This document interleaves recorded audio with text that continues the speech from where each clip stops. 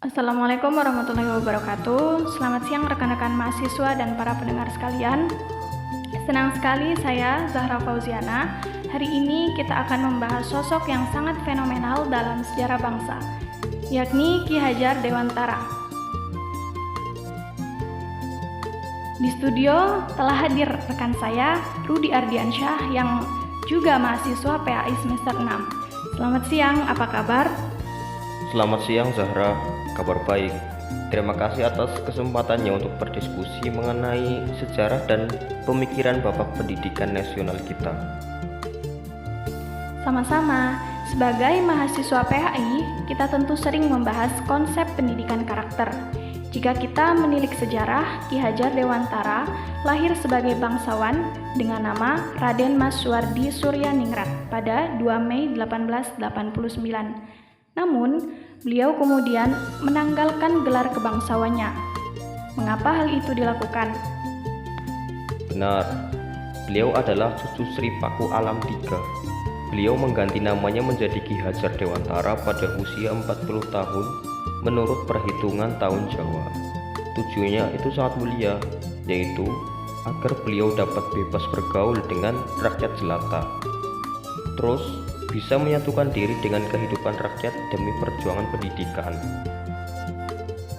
Luar biasa, perjuangan beliau juga sangat berisiko.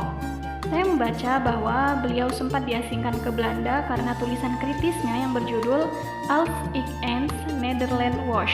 Nah, bagaimana pengalaman di tanah perasingan itu membentuk pemikiran beliau? Masa pengasingan itu dari 1913 sampai 1919 justru menjadi masa pendalaman ilmu bagi beliau. Di sana, beliau mempelajari metode tokoh pendidikan dunia seperti Montessori dan Froebel, bahkan berhasil memperoleh akta mengajar pada tahun 1915. Nah, pengalaman inilah yang mengilhami beliau untuk membangun sistem pendidikan nasional yang khas bagi Indonesia setelah kembali ke tanah air. Kembalinya beliau, berdirilah perguruan taman siswa pada 3 Juli 1922. Salah satu konsep terkenalnya adalah sistem Among dengan semboyan Tutwuri Handayani. Nah, sebagai calon pendidik agama Islam, bagaimana kita memandang filosofis ini? Konsep Tutwuri Handayani berarti guru mengikuti dari belakang dengan memberi dorongan dan pengaruh. Ki Hajar sangat menekankan bahwa pendidikan tidak boleh menggunakan paksaan atau hukuman, melainkan tuntunan agar anak tumbuh sesuai kodratnya sendiri. Nah, hal ini sangat relevan dengan kita, karena beliau berpendapat pendidikan harus mementingkan pembentukan budi pekerti atau adab, bukan sekedar intelektual. Berarti ada kemiripan dengan konsep pendidikan yang kita mengutamakan akhlak ya. Beliau juga merumuskan trik pusat pendidikan. Bisa dijelaskan singkat? Tentu, menurut beliau, pendidikan adalah tanggung jawab bersama di 3 alam. Alam keluarga sebagai pusat yang utama untuk mendidik budi pekerti, alam perguruan atau sekolah untuk ilmu pengetahuan, dan alam pemuda atau masyarakat untuk pembentukan watak. Nah, ketiganya ini harus saling berhubungan secara erat.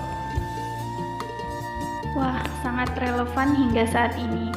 Bahkan, fungsi pengawasan pendidikan sekarang dijalankan oleh lembaga seperti Inspektorat Jenderal Kementerian Pendidikan dan Menengah untuk memastikan layanan pendidikan yang bermutu bagi seluruh rakyat.